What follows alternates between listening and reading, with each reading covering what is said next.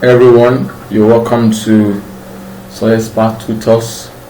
This is biology video lecture series. I am Akerele Oladimeji Philip, your host for this lecture. I will implore you to have read each of the topics we'll be doing here. That will make it easy for you to appreciate what we're doing here. However, I will still take out time to explain some of the things in these questions we're solving. So for today, we'll be focusing on homeostasis. All right, homeostasis. Now, the first question is, which of the following is an example of a gland that secretes its secretion directly into the bloodstream? I will advise that before you listen to what I'm going to say, probably you pause the video to see if you could attempt answering the question yourself. If you couldn't, then you play the video so that you can hear what the right answer is. Alright, so from this number one question, we need to understand the fact that, okay, what are the kind of glands that secrete their fluid directly into bloodstream? Those glands are called endocrine glands, or better still, you say ductless glands. They don't have ducts. Basically, in the mammalian body, we have two categories of glands. The ones that have ducts the ones that have ducts are called exocrine glands, and the ones that does not are called endocrine or ductless glands. And all of those ductless glands majorly are known to secrete hormones. In these options we have here, A to D, the only one that secretes hormones is the ovary, that secretes estrogen and progesterone. So apparently the answer to that will be ovary, which secretes estrogen. Every other one here secretes into their fluid. Secrete their fluid through their tubes. So those are called exocrine glands. So all these are exocrine glands. Moving on, it was observed that an individual alimentary canal couldn't digest fat properly. Which of the following might be at fault? You need to understand the fact that in digesting fat, a substance called bile must be added to that fat to be digested. Now, once a fatty food arrives in the duodenum, it sends signal to the gallbladder to secrete its content called bile. So if the bile is faulty, apparently digestion of fat will be affected depending on the degree of severity of the damage done to the gallbladder. However, bear in mind that the bile is formed by the liver, stored in the gallbladder. All right, so really the two of them might actually be any of the two of these, whether liver or gallbladder. But for proper understanding, the answer should be gallbladder. But I'm just explaining that for you to understand better, okay, that liver also, if liver is also faulty, fat digestion might also be affected. All right, but in that case, what will be affected will not only be fat digestion, to be other functions of the liver. But because we say fat digestion now, so we have restricted it to gallbladder because that's where bile salt is stored. All right, moving on, all of the following are referred to as tropic hormones except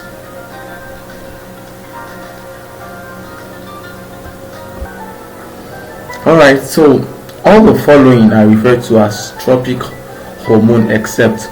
What are tropic hormones? Tropic hormones are hormones that exhibit their functions on another gland that secretes hormones. Most of those hormones, sometimes you get to see them because they always have something stimulating in them. You see something clinical stimulating hormone.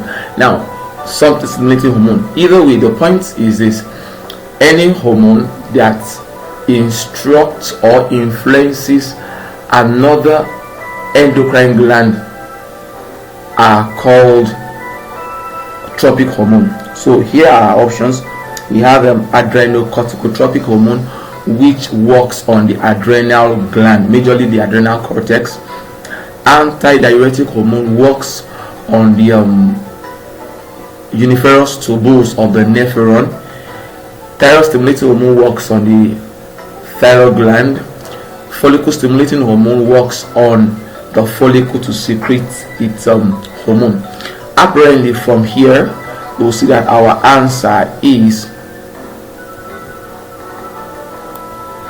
antidiuretic hormone, which just works on the nephron of the kidney, not necessarily telling the kidney to, the nephron to secrete its hormone. So the answer to number 3 is B. Alright, moving on. Which of the following statement is wrong? The anterior pituitary gland secretes 8 hormones all in all. That is wrong.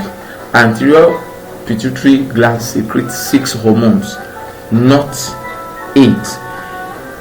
Posterior secrete 2. So the entire pituitary gland secretes 8 hormones.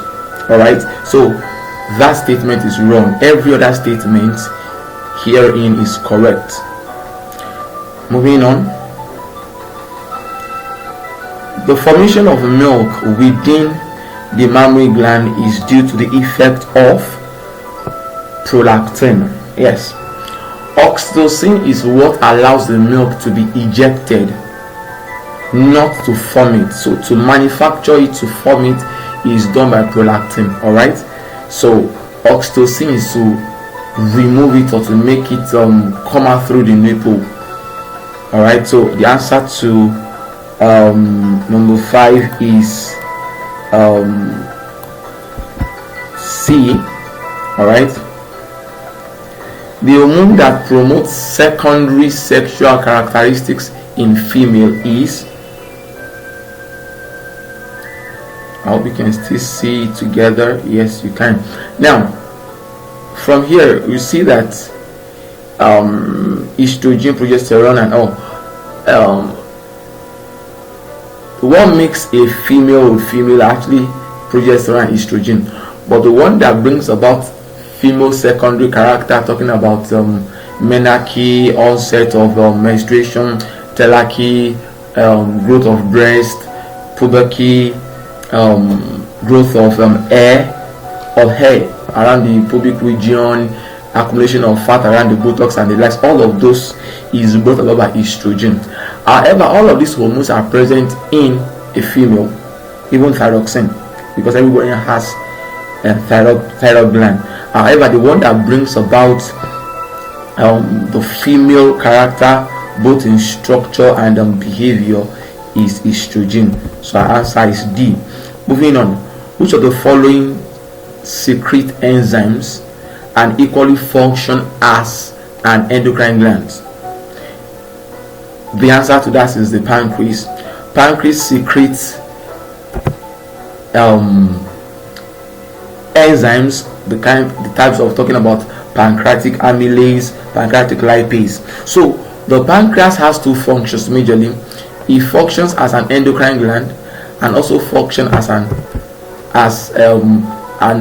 exocrine gland.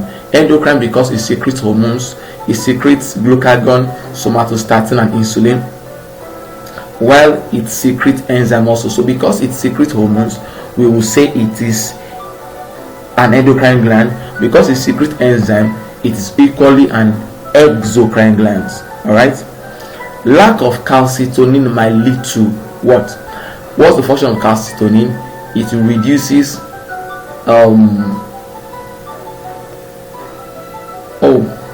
this question is not correct. It's not correct. Let me skip that, because calcitonin helps to reduce calcium level. So if you have, so let me change this right here now, so it's gonna make it easy for us to understand.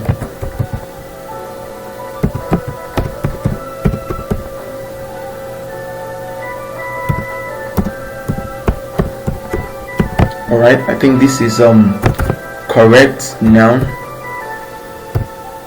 Now, lack of parathyroid hormone might lead to what? What does parathyroid hormone does? What does it do? it helps to reduce, it helps to increase calcium level. Now if one lacks parathyroid hormone, that means there will be no calcium. No calcium means bone formation will be faulty. So faulty bone formation might lead to rickets, which means that the bone of a child bends. Bear in mind that rickets is for children. The form of this in adult is called osteomalacia. Moving on, persistent increase in blood sugar level will be seen in individual that is deficient. Individual that is deficient, sorry, don't mind my grammar, that is deficient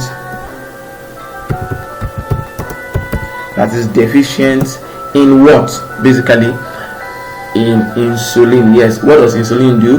It helps to reduce blood glucose level. The blood glucose level is meant to be between 90 to 100 milligram per centimeter cube of blood. So when the insulin is not in place, there will be persistent increase in blood glucose level.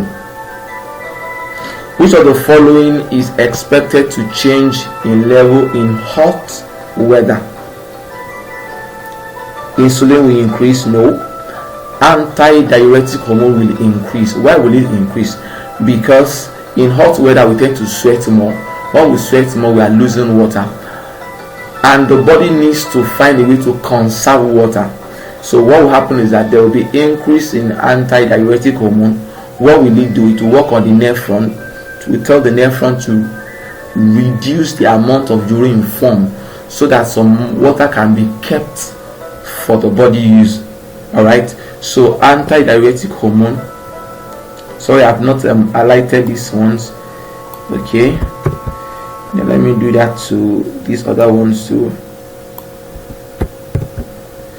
Now, so anti-diuretic hormone will be increased when we are in hot weather. The only reason why it might not be increased is if we consciously have taken enough water. If that's in place, even if we sweat, well, since there's some water consumption to complement the sweating, there won't be need for ADH to be secreted. Alright, now use the information provided below in answering the question that follows. Now, James, on reaching for his notebook in his backpack, felt a snake wrapping around his hand. This scenario demands that James will definitely run and fling his hand so that the snake could come off his hand. But for him to do that, a lot of things some things will happen. So which of the following hormone is needed for James to survive the situation? That is an emergency, and the emergency hormone is adrenaline. So adrenaline will be needed for James to flee. Alright, also from your answer above, the hormone is believed to have come from where? From the adrenal medulla. If the option here was just adrenal gland, yes, you can pick that, but adrenal medulla is the exact location where adrenaline is secreted from. This hormone is not expected to do what? For James to be able to run away, some things must have happened in his body. Some things will happen. For example, okay, what are the functions of adrenaline? It causes the heartbeat to increase. The pumping of the heart increases because the blood needs to be pumped faster to vital organs such as the brain as well as the muscles, so that it can be able to run.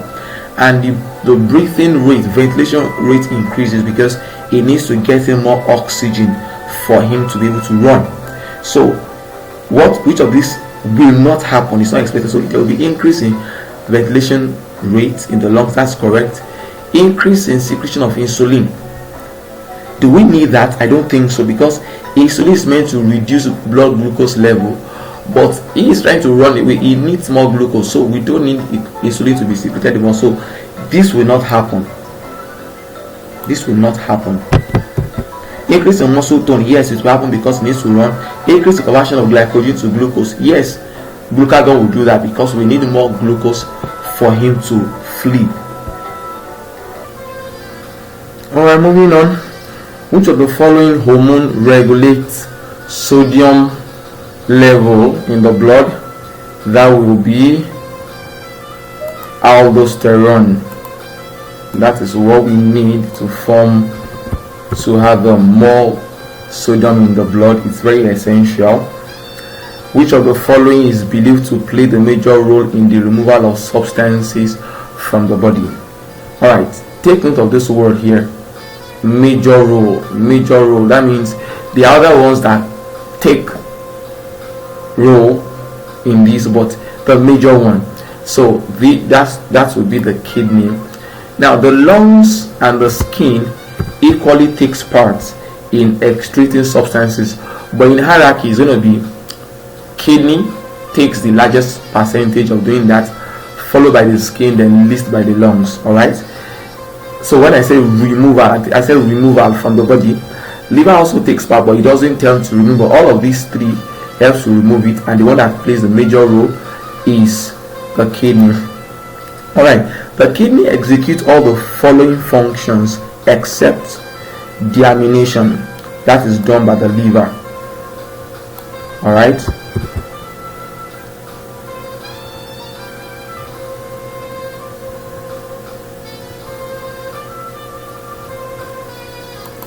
okay, I think I should bring this up a little bit so we can get to see it easily. Sorry for that, I'm just trying to. Okay, now looking at this is a diagram, and this diagram is that of a nephron. Alright, so this is a nephron. So the diagram represented above can be found where can we find it? It can be found in the kidney. Alright, so we say the nephron is the basic structural and functional unit of the kidney. So that's the nephron. Still moving on, the site for ultrafiltration is represented by what? Looking at this diagram here, so maybe we should name each of those things. 1 is the glomerulus, 2 is the Bowman's capsule, 3 is the distal convoluted tubule, 4 is the proximal convoluted tubule. The site of ultrafiltration is the glomerulus here, so that's the answer to 18 will be 1. Alright, that's the site of ultrafiltration. And you know, ultrafiltration is one of the stages needed in formation of urine.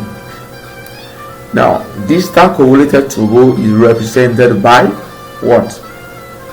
Coming up here, you see that is 3.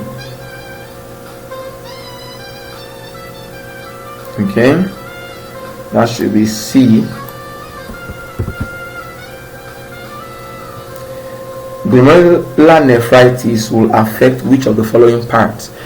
Glomerular nephritis simply means the inflammation of the glomerulus. So what part here is glomerulus? That is 1. Okay, that's one of these kidney diseases, so it will affect 1.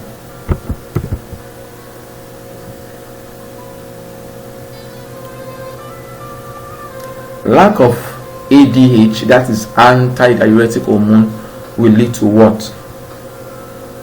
It will lead to diabetes insipidus. That is a condition whereby someone passes out large amounts of urine all the time because there's nothing to reduce it. ADH helps us to reduce the amount of urine lost to the outside, and the aim of that is to make sure that the plasma volume is not affected. Alright, which of the following conditions cannot stimulate ADH secretion? Consistently consuming much water after meal, sweating profusely, decrease in plasma volume or volume of plasma, eating without water.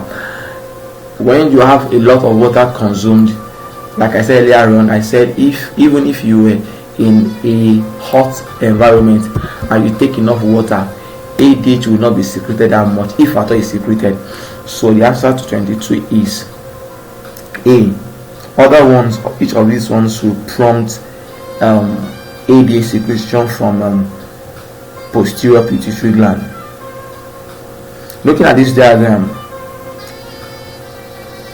cortex and medulla are represented by what and what respectively. Let me see if let me name each of these. This one should be capsule, or we can say membrane or parenchyma. 2 is the cortex, 3 is the pelvis, 4 is the medulla, 6 is renal artery, 7 is the renal vein, 5 is the ureter, ureter, not urether. No, this one is ureter. Moving on. So from what I've said already, okay, so that will be cortex will be 2 and 4. So that will be option D. Sorry. Okay. The Malpighian capsule is found where? I think for better understanding, let me go a little bit up. Let me scroll up to show you something. Like I said, if you've actually read this topic, maybe from my video, or you read it in any good textbook, you'll have probably understood this. Now, looking at this diagram, this is the nephron. From here, this place, down here, till this here, this, I mean, just this entire place is called Malpighian corpuscles or Malpighian capsule, where all these other parts are called uniferous tubule or renal tubule. So this part is located in the kidney. What part of the kidney? Let me show you that in a moment. Here, while the uniferous tubule is found around here. So you need to understand that the nephron is what fuels this entire kidney. In fact, that's why we say the nephron is the basic structural and functional unit of the kidney. So it means that what fuels this whole place is your nephron. So the Malpighian capsule or corpuscle is found here, while the uniferous tubule is found here. However, we should know that we have two types of nephron. So it's not every nephron that has its Malpighian capsule here. The one that have the Malpighian capsule here are called cortical nephron, while some have their own Malpighian capsule around here. But for the context and the for the sake of this class, this an advanced class, we might not need to really go into that. But the ones that have their Malpighian capsule around here are called juxtamedullary nephron. All right. So answer to number 24 is D. So okay, 24 is going to be 2s2. That's B. It's found in the cortex. Moving on. 5 represents what? So I think we need to go and see what 5 is again. So this is 5 here. So what does it represent? I think I mentioned that earlier on. That is the ureter, not urethra. Ureter.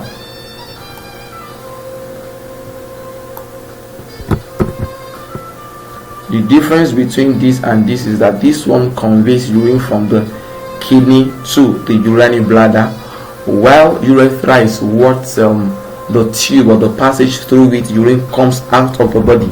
All right. Okay. Looking at this diagram, we have a lot of things in here. So let's see. So which of them represent the liver? That would be H. This is the liver. This structure is the liver. This is the esophagus. This is the stomach. This is the pancreas. This is the pancreatic duct. This is the duodenum. I can't remember what this at the moment. G is the gallbladder. All right. So the liver is represented by what? By H. That would be option D.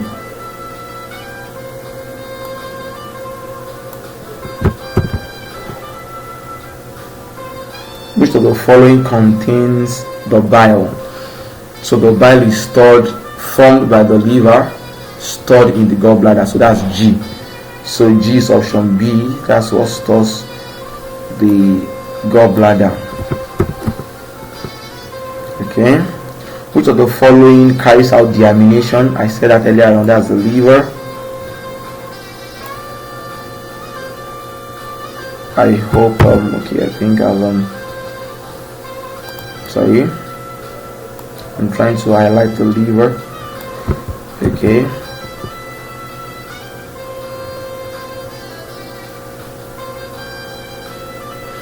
Okay, this is another diagram of the skin. This is a diagram of the skin. Okay, so let me quickly see some things. This entire layer is the epidermis. From this line downwards is the dermis. Then is another layer which is represented. That will be the subcutaneous or fatty layer. So now V represents what? This is the V. This is the sweat gland that secretes through the sweat duct into the outside. All right. So V is sweat gland. X is the epidermis. I think I mentioned that already. So what is the function of melanin? Melanin is what gives us our color, or gives color to the skin, and it helps to what? Absorb ultraviolet ray. Okay. So, and where is it found? It's found here. It's found at this what's it called? Epidermis. Epidermis has 3 layers: cornified layer, granular layer, and the mapigal layer. So mapigal layer produces melanin. What is the function? So which of the following helps in the cooling of the skin? Wow, that's the sweat gland. Yes, the sweat gland produces sweat. As sweat evaporates or goes out through the skin, it carries some heat through it or with it, so it helps to reduce sweating. The heat of the body. I suppose that will be the end of our lecture today. I want to believe that you've gotten one or two things or the other. Please do call me, or you can email me. Oh, sorry, I didn't put that here, but you can call me. That number is also this very number is also my WhatsApp number. You can WhatsApp me. Let me know if you want me to expatiate some other things. Also bear in mind that this is not all there is. There are a lot of questions on homeostasis. So solve more questions. Probably you try a question, you couldn't solve it, you can also talk to me, and I believe you've been able to get one thing or the other from this lecture. Thank you very much. Until next time we meet on another topic, I remain your host, Akerele Oladimeji, and I will tell you the best is within you. Thank you.